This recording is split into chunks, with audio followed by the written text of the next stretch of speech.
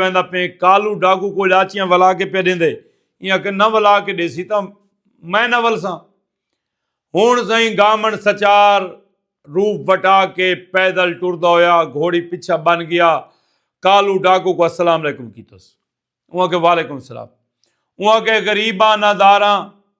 غازی خان کولوں کھیر گھنویندام تے بالاں پلیندا ڈاچیاں تو مار کے گھینے ہک ڈاچی میں کو ولا دے تے میں وانج کرنگی اپنے بالاں کو کھیر پلیساں وہاں کے کالو ڈاکو اپنی زندگی دی وچ تے کو ڈاچی دا نہ ہوئی پٹ کے نہیں دیندا وہاں کے گال سن کیویں ڈاچیاں دیسیں وہاں کہ یا میں جیساں تے ڈاچیاں نہ دیساں میں مر گیوں تے ڈاچیاں تیڑیاں آ وہاں کے کشتی کرو لڑائی شروع تھی گئی گامن سچار نے اوکوں ہار دیتی ان دا سر قلم کر کے گامن سچار ڈاچیاں دا واڑا کھولا ڈاچیاں کو اگو لا کے اگو کھڑی آئی مار کا فوج او لگی ایسیں ڈاچیاں دے پچھوں تے بادشاہ دے محل گھینا ہے غازی خان ہوا کہ غازی خان فوج تیری چھڑوائی ہے سا کو انعام دے گامن سچار سر چایا تے سیدھا اپنی کلی تے لگا اے ان انعام اکرام گھندے پیان مارکا او آدھے میں مارے او آدھے میں مارے تو آدھے میں کوہاڑی ماریے تو بیا آدھے میں ڈانگ ماریے تو بیا کہ میں سل ماریے پچھو کالو ڈاکو دی ماں آوڑی بادشاہ غازی خان کول وہاں کے غازی خان گال سوڑ جوان دے مقابلے بھڑ دین جوان ڈاڑے تھی ویندن تیدا جوان میرے پوتر تے تھی گے ڈاڑا میں کو جوان ہی ملا میں کو اپنے پوتر دا سیری دے غازی خان نے آکھا ہے کہ اتنی ساری فوج ہے میں کو کیا پتا کہ انہاں چکائے مارے وہاں کے جڑی تیری فوج ہے نا اگر یہ میری ہک چماٹ بچا ونجن تو میں اپنے پوتر دا قتل ہی معاف کر لیسا اے میرے پوتر دے قاتل نہیں میرے پوتر دا اصل قاتل گول غازی خان نے نوکر کو بھیجے ہوا گوانی گامن سچار کو سر گنا آمن گامن سچار ستا پیا سر ہتے چایس گھوڑی تے چڑھے دربار پیش تھی گئی آگ ماں کو آکا سے ماں اے تیرے پوتر دا سر ہے آکا میں اپنے پوتر کو روساں صحیح جو میرا پوتر آئی لیکن جوان دے تو مورے ارمان کو نہیں وہ اپنے پوتر دا سر گھن کے مارکا واپس لگی گئی غازی خان دے دربار دے وچ گامن سچار دی بھل بھل تھی گئی مارکا غازی خان اپنے معاملات مصروف تھی گیا اکبر بادشاہ آخری مغل بادشاہ دی بادشاہی آئی اوکن بھیجیندہ سال بعد فدیہ پیسے بھیجیندہ مسئول بھیجیندہ غازی خان کو بھیجنا بھول گیا اندھا ایک چوکیدار آیا خط گن کے اکبر بادشاہ دا غازی خان نے وہ کرسی پیش کی تھی وہ کرسی تے بے کے خط بیٹا پڑھدا ہا غازی خان ادو گامن سچار آ گیا گامن سچار کو چماٹ ویندی کی تھی وہاں کے گال سن کہندی جرت ہے جیڑا میرے سردار غازی خان دے سامنے کرسی تباوے اون گھوڑا چھکا او لگ گیا اکبر بادشاہ کول وہاں کہ تے کو غازی خان مسئول نہیں دیندا تے کو چندہ ٹیکس نہیں دیندا انہوں نے کو بہت بڑا بدماش رکھا ہوئے او تا نہیں چھوڑے دا مارکا غازی خان دے کو بلاوا آ گیا بادشاہ دا اکبر بادشاہ دا کہ جلدی میرے دربار پیش تھی وقت جیڑا غدار ثابت تھی ویا نا تا اکبر بادشاہ 4 شیر رکھے ہوئے ہیں انہوں کو بھوک دیندا ہا والا اون قیدی کو شیر آلے پنجرے پا دیندا ٹھیک ہے بھی مارکا غازی خان قید تھی گیا اکبر بادشاہ خط لکھ کے دے گیا خط ملا گامن سچار کو گامن سچار گھوڑی چھکی انہیں پہلی پیشی تے پیش کی تے گامن سچار ہی پیش تھی گئے غازی خان آ کے چلو اگے ہی کامی ہوں ڈو تھی گئے ہیں بس ہوں معافی کو نہیں چلو میں خوش آمی وے میری شاہی پچھو چلائی رہے ویسی گامن سچار چونکہ اتھا کھڑے مارکا این آ کے گال سنو میں ہاں وزیر خزانہ پیسے بھیجنے ہیں میں غازی خان دا قصور ہی کو نہیں سزا دیونی وے میں کو دیو غازی خان کو چھوڑ دو انہاں مار کا غازی خان کو چھوڑ دیتا उहाँ के ॾियो हिकु टुकुर शेरां वाले पिंजरे दे विच, उहाँ के जी ॾियो। हिकु दफ़ा गामण सचाणे में थोड़ा जिहा दिल च डरा सही, उहाँ के न होवे कि जंगल दियां बलाइन मतां में कोई नुकसान पहुंचावन। वाह तूं के मुर्शद दी दुआ आई, कोई मसला कानी। मारका इवें शेर गामण सचार करण मन लगे, तलवार कढोस, डू को सिरों मार सटोस, डू दरवाजे भनेंदे ते निकल गए। वल्ला अकबर वाली साइड ते उहाँ के अपने मुर्शद दा नाम भी माफ कर दे। उहाँ के एक शर्त माफ करेंदा, जितने कैदी पैन ना सारा को रिहा कर दे। संग दिल एडा अकबर बादशाह जो कैद करवा के कुंजियां जंगल बुकवा देंदा, दरवाजे बना के सारे कैदी छुड़वा के गामण सचार गाजी खान को पिछू आ मिला। भल भल भल भल मच गई। गाजी खान इंदी मजीद तरक्की कर रही थी। एक रियाड़े इंदी मिन्नत की थी, उहाँ के गामण सचार यार शादी कर। उहाँ के यार मैं शादी नहीं करनी। उहाँ के नहीं यार मैं ते वादा शादी कर। उन गामण सचार ने मन गिदा। उहाँ के जेड़ी तेरी चिड़ी बानी नहीं वधी, उहाँ के जिया, उहाँ के ही नाल मेरा निकाह चक्कर। मारका उंदे नाल निकाह थी गया ते कुछ दियां दे बाद न गामण सचार दी घोड़ी बोल पई। गाजी खान को आखा, उहाँ के गाल सुन, मेरी घोड़ी थान कर गई है ते मैं उहाँ के एड़ा वड़ा अस्तबल भरा पे कोई घोड़ा मिला दे। उहाँ के कोई ना, मेरी डा घोड़ी दे शान दे लायक ही नहीं है घोड़े। उहाँ के वल उहाँ के परेशान न थी,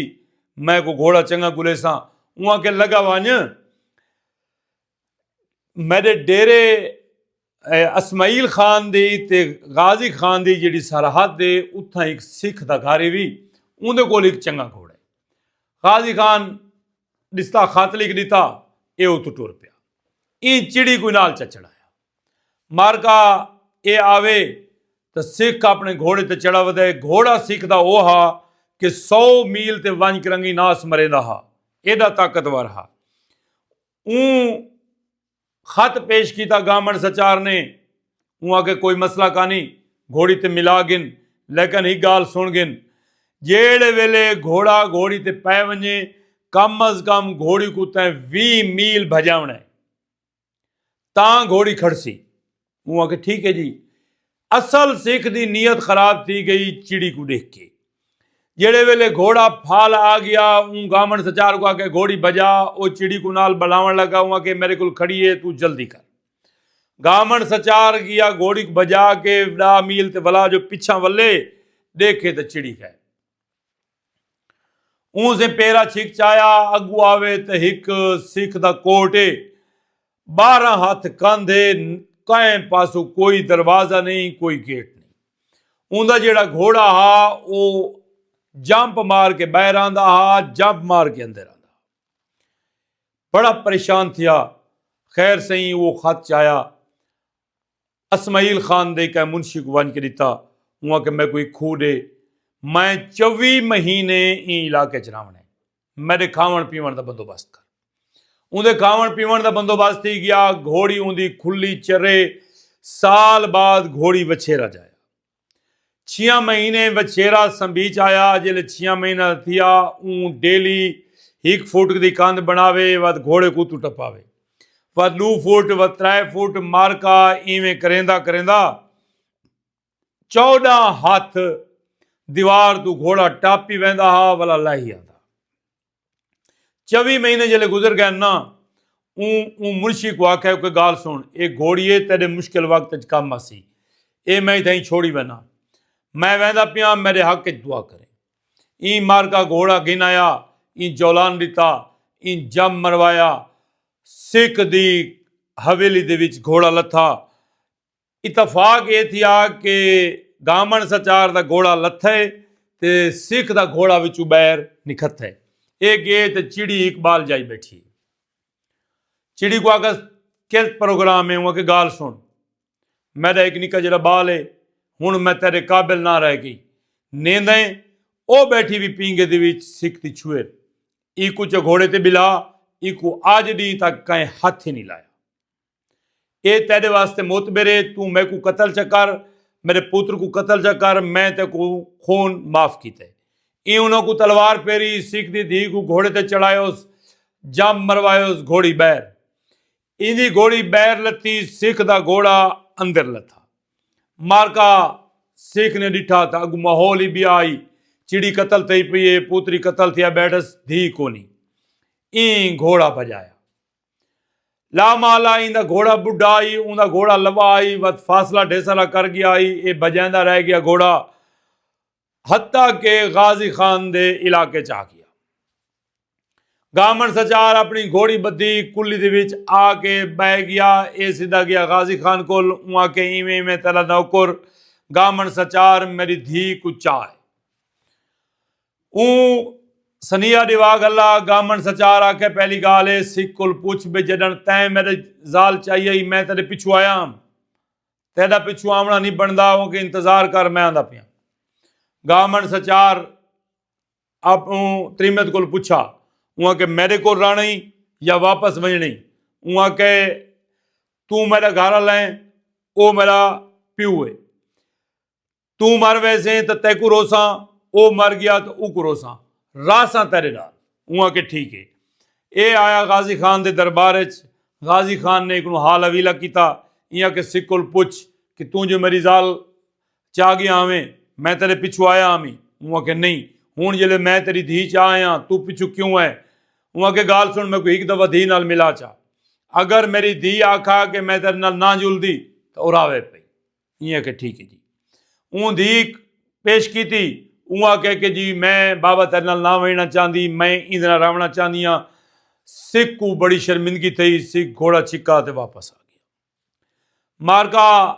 ہون سے ہی غازی خان کو سلام کر کے آکس ایک دفعہ میں وطن وینا وال آپ جی میں اس ڈٹھی ویسی اے او تو ٹورا تے ایک کو یاد آیا کہ مرشد کو آکھا ہے کہ کیچ مکران دا پھول کی دیا این گھوڑا نہیں بجایا اگو گیا تو ایک مکاراں بیٹھی آئی ان کو گیا اکوان کیا کو سماسی میں فلانا بندہ ہاں گامن سچار میرا نا ہے جلے گامن سچار دا نا چاہیا وہ سونی ودی آئی پچھوں میں گامن سچار ایک وڈا نا ہے وہاں کے کیویں آیا ودے وہاں کہ میں آیا پھول میں گن کے وینے جلال الدین سرخ پوش میرے لایا آئی ذمے وہاں کے بچڑا 4 ڈی اتھا ہی رہ 4 ڈیاں بعد پھول کھلسی جلے پھول کھلسی میلاں تائیں ان دے کھلن دی آواز ویسی میں خود مالینا میں پھول پٹیساں میں پھول پٹ کے آندھی پئی ہوں تو گھوڑا بجاویں تو میرے تو پھول کھاس کے بھاج ونجے تے میں حال پیساں لیکن اگاں تو جانے تیرا خدا جانے ٹھیک ہے بھائی چوتھا دن آ گیا این پھول پٹا مالن اے پھول چاہ کے آندھی پئی آئی گامن سچار نے گھوڑی کو سپیڈ دیتی ان دے ہتھوں پھول چکیندا گھوڑی بجا رکھوس این حال مچا دیتی مخلوقاں پچھو چھٹ گئیاں بے گھوڑے پیچھے رہ گئے ایک گھوڑا طاقتور آئی او ایک پچھو ملا آیا مارکا اگو دیکھے نا ایک چھیڑو کھڑا آئی ایال کھڑا آئی اون ڈٹھے کہ بھئی ایک تریمت چاہی ودے بیا پچھوے کو پتہ لگ گئے کوئی یار عشق مشوقی دا رولے لہذا پچھلے جنے کو چکر دے ماں اون آگے پچھلا جوان سورج دی سید اچ گھوڑے کو رکھ اون مارکا گھوڑے کو سورج دی سید اچ کیتا گھوڑا سورج دی آنکھ گھوڑے دی آنکھ سورج دی کرنا پیاں گھوڑا ٹوٹ گیا دوجا گھوڑا نکل گیا مارکا گامن سچار پہنچ گیا چناب دی من تے جلال الدین سرخ پوش کو ون کیو پھول پیش کیتا اون گامن سچار کنے بہادری دے قصے سنے تے اون کے گال سن گامن سچار بس جیڑیاں بہادریاں کر گئی نہیں بس ہون بھئیاں بہادریاں تیں نہیں کرنیاں حال مرشد گال بیٹھا کریندا ایک بندہ بجدا ہے اون کے گامن سچار دے بھراواں کو ڈاکو پے گیا گامن سچار اٹھے تلوار کڈی سوں کہ گامن سچار لوگاں دے مال ولواوے گامن سچار دا مال ڈاکو مار ونجن گھوڑا ملایا اس پچھو مارکا پہنچ گئے کتھاں جتا لڑائی تھی نہیں کڑی فنا فلا کر دیتا سی مخلوقوں کو مار سٹے سی مال ولوا کے ان ولا آندہ جلال الدین سرخ پوش نے ایک 4 پائی بھیجی وہاں کے گامن سچار کو آکھ جے بہادری تو باز نہ آندہ تو واتے کھٹڑی ہوئی ای کو خالی نہ ولاویں وان کے کھٹڑی رکھی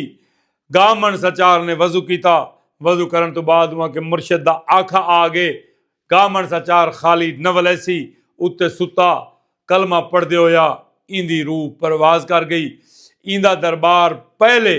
जलालुद्दीन सुरखपोश ने बनवा खड़ाया। मर का गामण सचार तो दफन थी गया ते ओ जलालुद्दीन सुरखपोश उदे नाल दफन थिया बैठे। असां ही तो उन्होंने गति बैठे किस्सा। मर का किस्सा पसंद आवे तो किसी को शेयर कर दे सो। शुक्रिया।